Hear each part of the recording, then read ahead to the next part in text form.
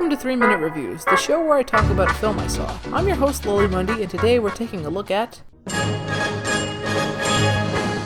Wild Wild West is a 1999 film directed by Barry Sonnenfeld, starring Will Smith, Kevin Kline again, Salma Hayek, Kenneth Branagh, Ted Levine, M. Emmett Walsh, and Bai Ling. The film is based on a 1960s series of the same name that didn't last too long on TV. If you're a fan of the original series, you'll notice that a lot of characters have changed, some drastically, others minimally, but either way, they're still the same guys. Anyway, the film takes place in a steampunk post-Civil War America. Jim West, played by Will Smith, is looking for the person who is in charge of the massacre of New Liberty, Illinois. He meets Artemis Gordon, played by Kevin Kline, who is looking for the same guy, but for another reason. They both meet in the funniest way. U.S. Army, stay out of my way, lady! Not a lady, I'm a U.S. Marshal! Stay out of my way! But since their objective is very similar, President Grant, also played by Kevin Kline, sends them both to take down the one responsible. On the way to do that, they meet a young saloon entertainer named Rita Escobar, played by the lovely Salma Hayek, who wants to find a loved one of hers. It turns out that the person that they first assumed was the murderer wasn't the murderer after all.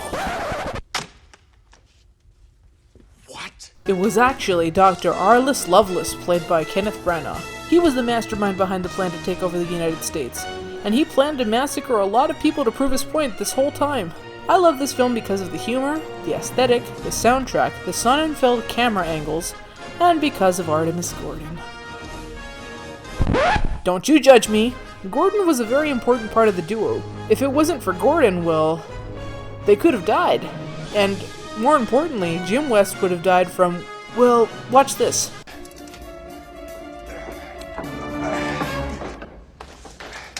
I got a telegram for Dr. Lovelace from his mother, Irene. She told him, come on home, stop all this foolishness.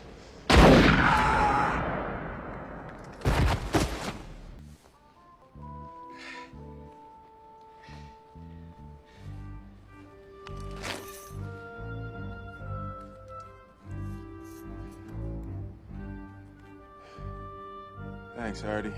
Yeah, the thing that was inside of his shirt is, why don't you explain, Gordon? I call it the impermeable.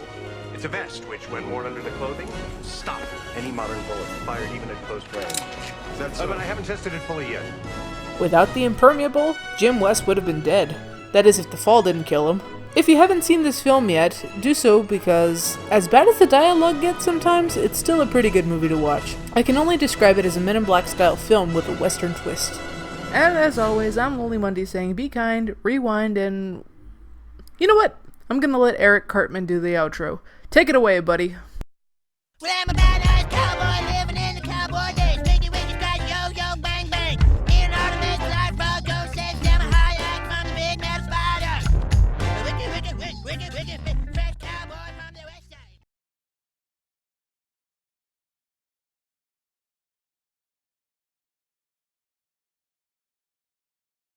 side. Well, nobody's perfect, no.